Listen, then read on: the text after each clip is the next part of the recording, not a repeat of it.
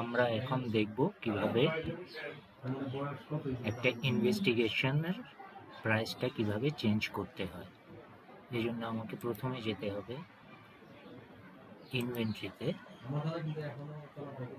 ইনভেন্টরিতে যে আমি প্রোডাক্ট লিস্টে যাব, প্রোডাক্ট লিস্টে যে এখানে আমি লিস্টে ক্লিক করব। লিস্টে যাওয়ার পরে এখানে প্রোডাক্ট টাইপ আমাকে সিলেক্ট করতে হবে সার্ভিস। তারপরে আমি এখানে যেই রিপোর্টটার প্রাইস চেঞ্জ করতে যাচ্ছি সেটার নামটা আমি টাইপ করব।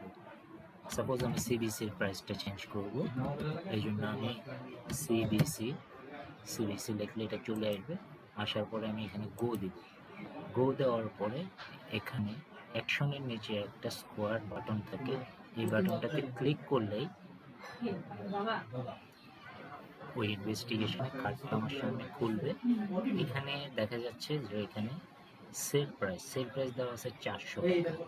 আমি যদি এটা এখন 300 টাকায় করতে চাই তাহলে আমাকে এখানে 300 লিখে নিচে এসে আপডেট দিলে প্রাইসটা চেঞ্জ হয়ে যাবে।